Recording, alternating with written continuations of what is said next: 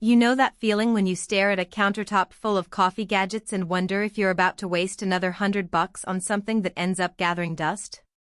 I've been there more times than I'd like to admit, especially when it comes to espresso makers that promise caf-quality shots without the hefty price tag. The real question is whether a hand-cranked espresso machine can actually deliver the kind of consistency you need for a decent morning routine, or if it's just another novelty that looks cool but falls flat when you actually need a shot of caffeine. Link is in the description if you want to check the product details on Amazon. What makes this manual espresso machine stand out is the 58mm brewing head that's the same diameter you see on professional barista-grade machines.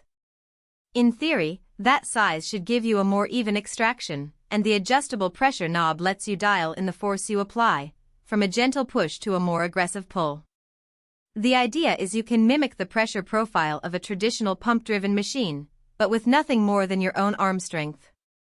That sounds like a win-win for anyone who wants to cut the electricity bill or who lives in a place where plugging in a bulky appliance is inconvenient, like a small apartment or a cabin. If you're the type who enjoys the ritual of coffee making, the grind, the tamp, the anticipation of that first drop of espresso, this could actually be a satisfying piece of equipment. The manual operation means you're in full control of every variable, and the included usage tips give you a starting point for pressure ranges and water temperatures.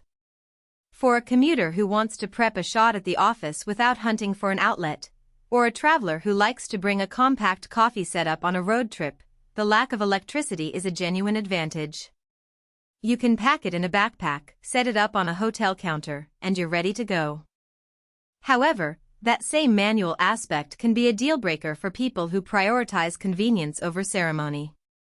Without a pump, the consistency of pressure relies entirely on how steady your hand is. I tried pulling a shot after a quick morning shower, and my first attempt was a little weak because I was still half asleep and didn't push hard enough. It took a couple of tries to find the sweet spot where the flow rate and resistance felt right, and that learning curve might be frustrating if you just want a reliably good shot at the push of a button. If you're looking for a set-and-forget machine that delivers the same result with the press of a switch, you'll probably be better off with a small electric model. Durability is another practical point. The frame is machined from solid metal, which gives it a weight that feels reassuring on the countertop. It's not going to wobble when you apply pressure, and the brass fittings on the brewing head don't leak after a few uses, at least in my experience over a month of daily brewing. That solid feel also means it's not the kind of thing you'd want to toss in a drawer when you're done for the day. It's built to stay where you use it. On the flip side, the metal construction adds a bit of heft, so it's not exactly travel light if you're planning to lug it around a lot. For a home kitchen, that's not an issue, but for a backpack-only camper, you might need to weigh the trade-off between robustness and portability. One hidden trade-off that becomes clear after a few weeks is cleaning. Because the machine has no electronic components, you have to manually flush the brewing head and the pressure chamber after each use, or you'll start to notice a buildup of coffee oils that can mute the flavor. The included guide shows how to backflush with a blind filter, but that extra step adds time to the routine. If you're the sort of person who can spare 5 minutes for a quick clean, you'll be fine. If you prefer a just brew and go approach, the extra maintenance could be a nuisance. So who should actually consider buying this manual espresso maker?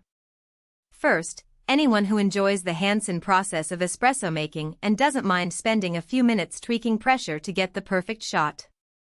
It's especially appealing for people living in off-grid cabins, tiny homes, or dorm rooms where power outlets are scarce. It also makes sense for coffee enthusiasts who want to experiment with pressure profiles without investing in an expensive pump machine. If you already own a high-quality grinder and can source fresh beans, this device can help you translate that quality into a decent espresso, provided you're willing to practice. Who should skip it?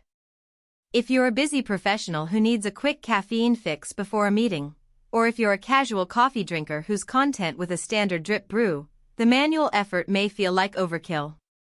Likewise, anyone who is sensitive to inconsistencies in pressure, perhaps because they've